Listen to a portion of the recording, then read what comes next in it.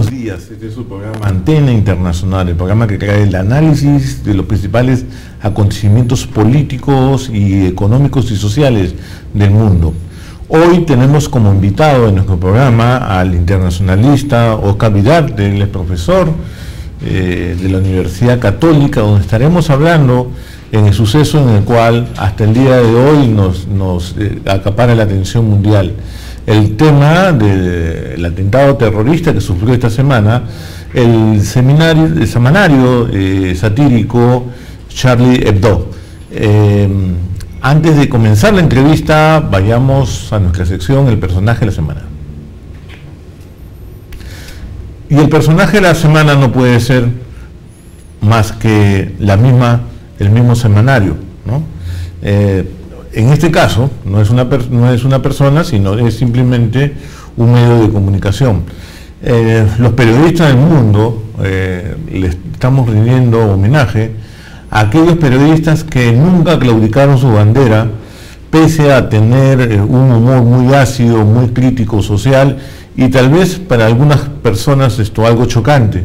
Sin embargo, ellos ejercieron la libertad de expresión hasta sus últimas consecuencias.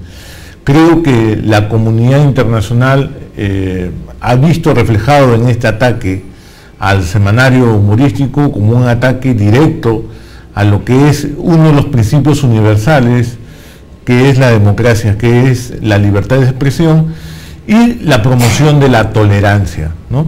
La tolerancia es lo que debemos predominar en nuestras sociedades y es justamente un pilar de nuestra civilización. Ante todo estas circunstancias, los 4 dibujantes, el editor y en general las 12 personas que murieron, independientemente del lugar que ocupaban dentro del semanario humorístico, le tenemos que rendir homenaje. Por eso el personaje de la semana es este semanario humorístico Charlie Hebdo.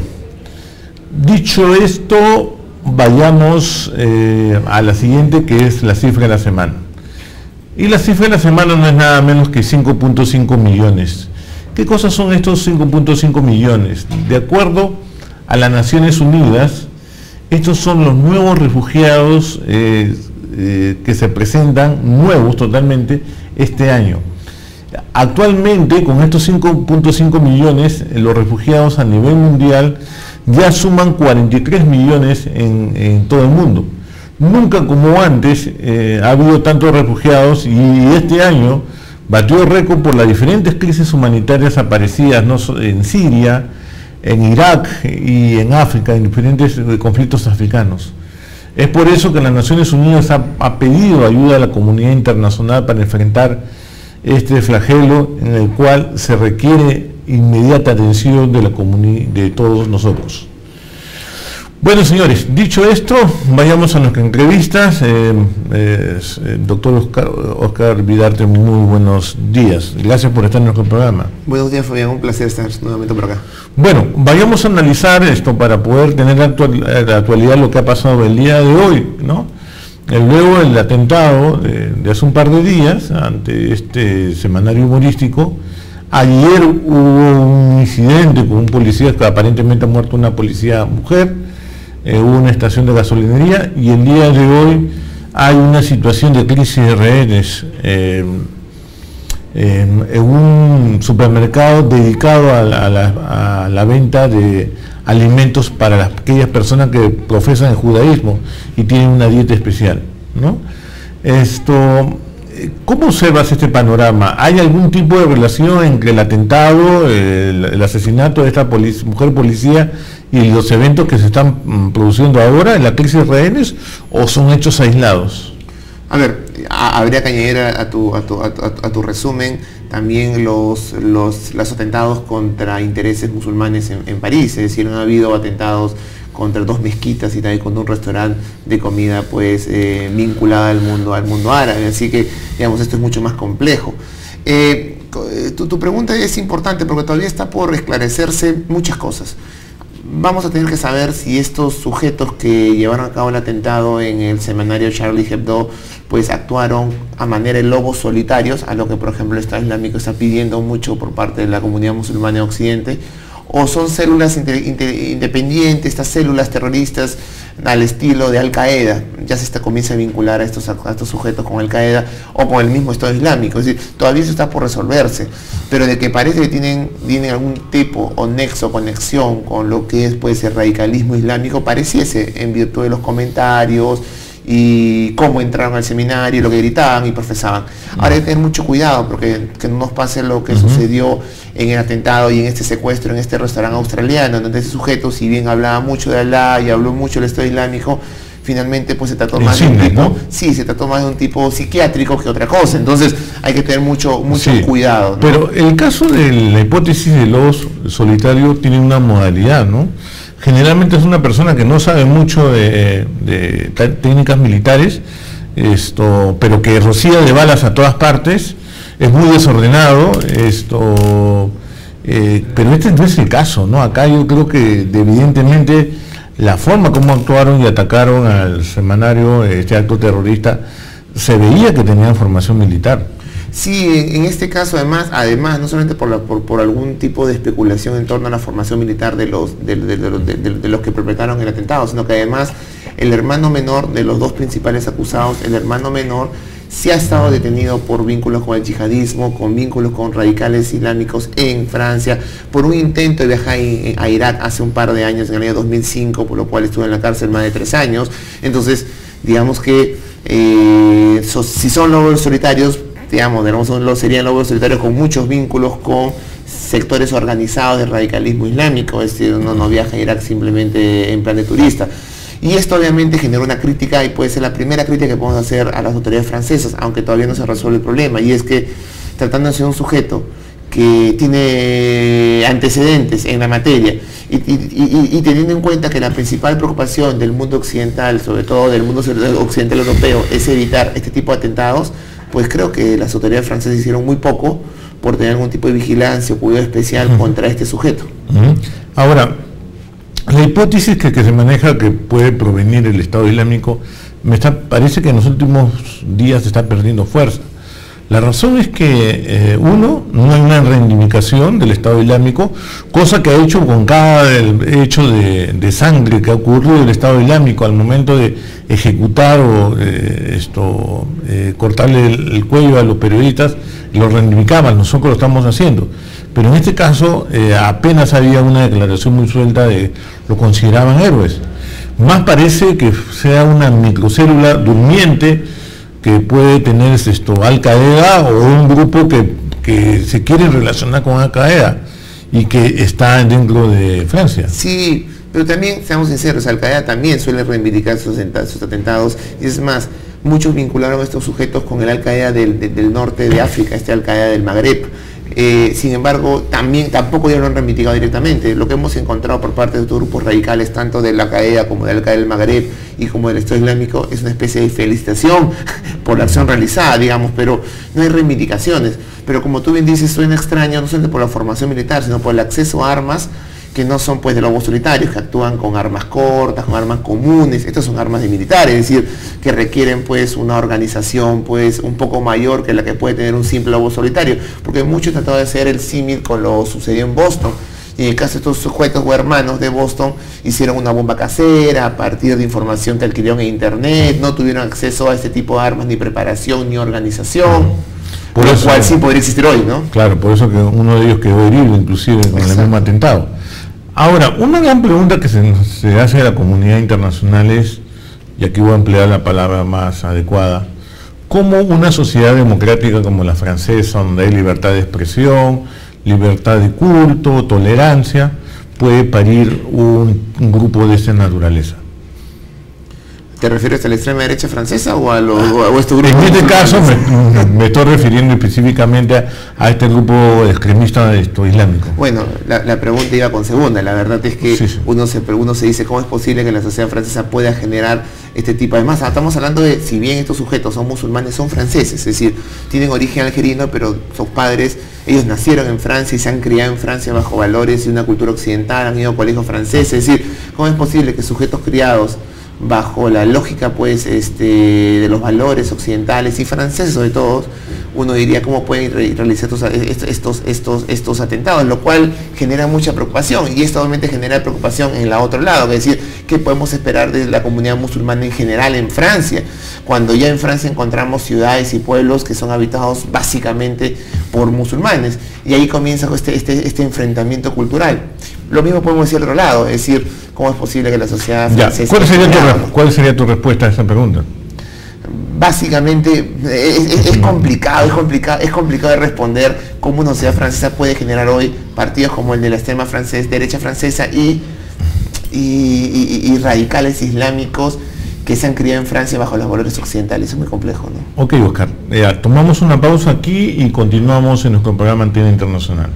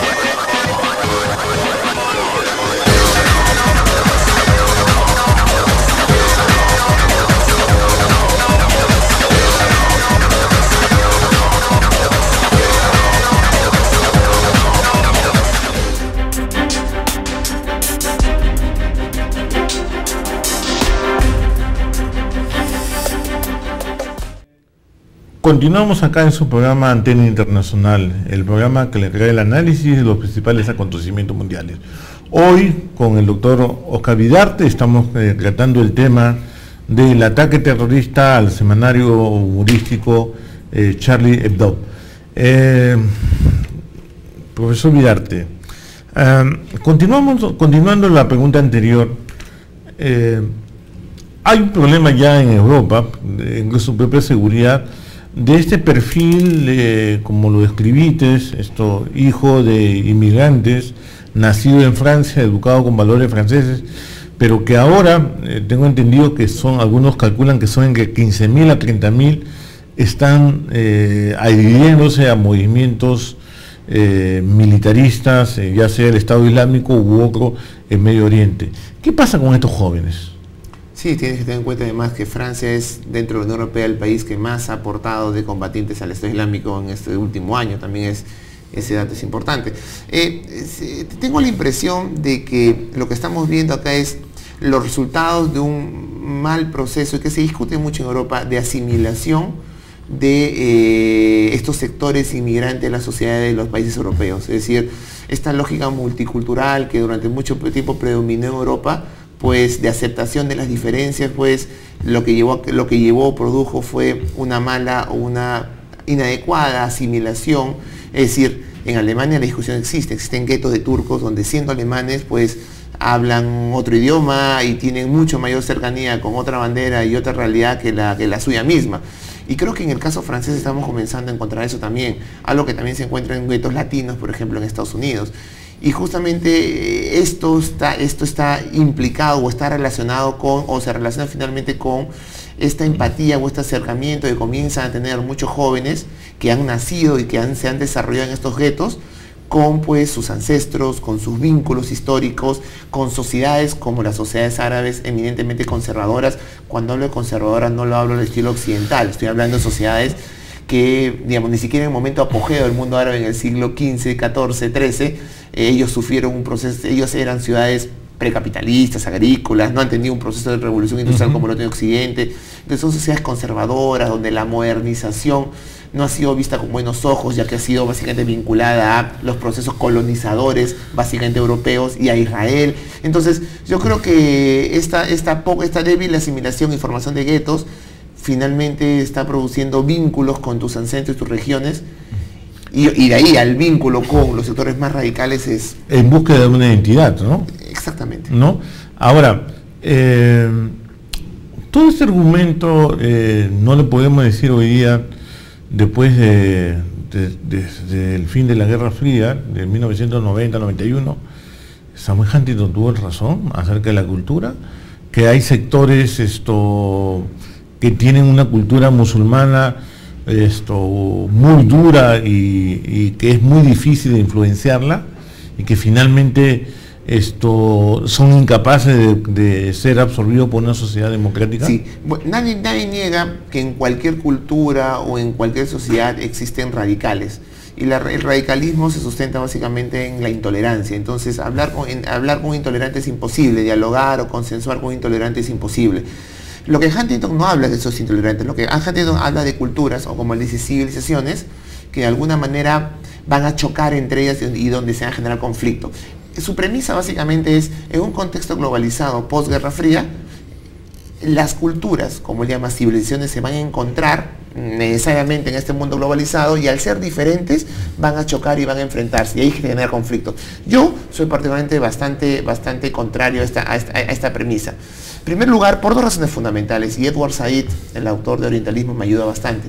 En primer lugar, porque cuando él habla de culturas, estas culturas son bastante distintas. Es decir, hay que creer que existe una cultura... choque de ignorancia, ¿no? Exacto, le habla del choque de ignorancia. Hablar de, por ejemplo, una cultura musulmana es desconocer que entre los musulmanes hay muchas diferencias, entre chiitas y sunitas, como pasa en el cristianismo también, entre católicos, Occidente es tan amplio que... O como también hablar de qué cosa es el mundo árabe. El mundo árabe no es sinónimo de mundo islámico, son cosas distintas. 25% nomás de los musulmanes son árabes, ¿no? Exacto, porque acordémonos que el país con más musulmanes del mundo no es árabe, es Indonesia, con 200 millones.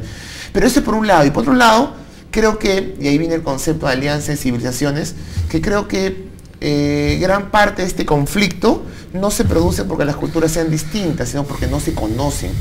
Y no se conocen y tienen prejuicios. Por ejemplo, nadie sabe, muy poca gente sabe que la religión musulmana no solamente nace en el mismo territorio donde nace el cristianismo, sino que además mantienen leyendas y profetas comunes. Estas leyendas y profetas comunes nos hacen mucho más parecidos que distintos. El día del sacrificio musulmán es básicamente el día que Abraham va a matar a su hijo por orden de Dios. Y esa leyenda también se encuentra, pues, historia, relato, también se encuentra dentro de la tradición cristiana y también dentro del judaísmo. Así que yo creo que somos más parecidos, y lo que la Alianza de Civilizaciones pregona es que el conflicto se produce por este desconocimiento, y lo que tenemos que hacer acá es tender puentes para generar conocimiento y ver que no somos tan distintos como creemos creer. Ahora, lo que también preocupa es que ya no estamos hablando de culturas diferentes. Hay presencia de franceses con la cultura francesa, padres francesas que también adoptan estas posiciones extremistas. ¿Qué estamos pasando en Europa? Hay jóvenes que nacen odiando a su propia cultura. Lo que estamos viendo en Europa es básicamente en este momento es la popularización, si se puede usar el término, de ciertos patrones extremistas.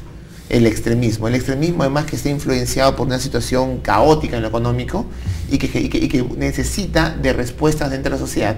Sectores dentro de la población musulmana en Francia, que son generalmente los marginados, donde se demuestra que son la población más pobre dentro de toda la sociedad, que comienza a encontrar vínculos o empatía o vínculos sentimentales con sus ancestros, comienzan a ser pues captados por sectores radicales. Lo mismo pasa al otro lado, claro. Franceses que de alguna manera encuentran en la extrema derecha pues el gran culpable o la explicación de la situación crítica que vive en sus países. A ver, dos últimas preguntas. Una acerca de la reacción que va a ocurrir con los partidos de extrema derecha. Ya en las últimas elecciones del Europarlamento se vio un avance de la extrema derecha en diversos países, ¿no? Hace menos de una semana vimos una manifestación gigantesca de Pegida, ¿no? Este partido alemán islamofóbico. ¿Qué va a pasar en el futuro? ¿Esto va a alimentar estas posiciones, estos atentados? ¿Las posiciones extremas se van a despuntar? Lamentablemente tengo la percepción que los sectores más radicales van a verse pues favorecidos, digamos, los sectores de extrema derecha en Europa. Hay varias razones para explicar esto y no solamente la crisis económica explica la islamofobia o la búsqueda de pues conejillo de indias, ¿no? de culpables. También es cierto que la crisis en el mundo árabe ha llevado a que haya un aumento sostenido de la migración irregular hacia Europa, básicamente de países en conflicto, con grandes, tanto en el África subsahariana como el norte del África, como el Medio Oriente. Y a eso le sumamos atentados que parece que provienen de sectores islámicos. Todo esto alimenta pues el discurso de la extrema derecha, que justamente se sustenta en no migración, en muchos casos no islam. Y yo creo que esto puede ser todavía más grave, porque tengo la impresión que en los próximos meses podrían haber también, y esa es una especulación nomás, un accionar mucho más importante del Estado Islámico, ya que yo supongo que esto va a llevar a una acción mucho más fuerte contra el Estado Islámico en Irak y Siria, y el Estado Islámico cuenta con el financiamiento y cuenta con el material humano occidentales para cometer acciones de mayor naturaleza en Occidente, con lo cual el círculo vicioso se aumenta y se reproduce. ¿Qué es lo irónico de todo esto? Que justamente el objetivo generalmente, el principal objetivo de los sectores radicales islámicos que cuando cometen estos atentados es justamente buscar la reacción de Occidente, porque justamente esa reacción, en muchos casos desmedida, unilateral, como fue post-11 de septiembre, alimenta el discurso radical, ya que justamente justifica lo que ellos dicen. Occidente está tratando de meterse en nuestras culturas y sociedades. Así es, ¿no? Yo creo que es parte de lo que es el terrorismo. Por último, este atentado, ¿cómo va a afectar el futuro de la seguridad europea, ¿no? O sea, ¿qué vamos a ver? O sea, vamos a ver un hecho semejante a lo que ocurrió tal vez con las Torres Gemelas en Estados Unidos, un impacto en crear nuevas doctrinas de seguridad nacional. Bueno, ya lo estamos viendo. Ya la Unión Europea está coordinando medidas de seguridad en todos los países europeos de cara a lo que debe ser medidas de seguridad, por ejemplo, en aeropuertos, en puertos, de cara a lo que puede ser el ingreso de posibles yihadistas que provienen de estos países, digamos. Pero más profundamente, por ejemplo, política antimigratoria, por ejemplo. Yo creo que ese justamente va a ser parte del tema de debate de las campañas que se vienen en muchos países. Hay elecciones legislativas en el Reino Unido y seguramente una de las grandes preocupaciones del parte electorado va a ser qué me ofrecen mis partidos, y en un contexto como el británico, por ejemplo, donde el UKIP, que es el partido de extrema derecha, pues comienza a tener más popularidad, pues estoy seguro que ellos tienen un discurso que calza perfectamente con este tipo de engranaje. Claro, ahora, les hago recordar que esta política antimigratoria no es solamente producto del lamentable hecho del ataque terrorista, sino que Italia ya está saturada de inmigrantes y no sabe qué hacer. Panteras con una decena, sino nos están llegando centenas de inmigrantes, que 100, 700, en barcos gigantescos, ¿no? Lo que ahora denominan bancos fantasmas, sí, ¿no?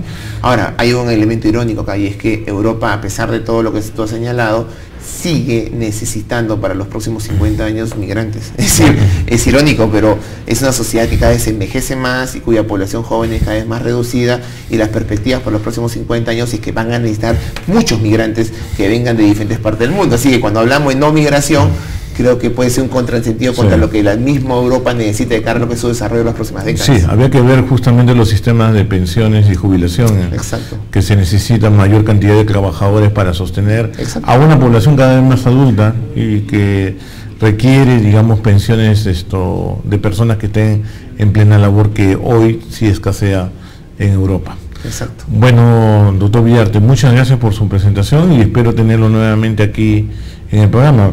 Fabián, un placer, como siempre, será un gusto venir nuevamente. Bueno, con ustedes será hasta una próxima programa, el próximo viernes, a esta misma hora, aquí en su programa Antena Internacional. Muy buenas tardes.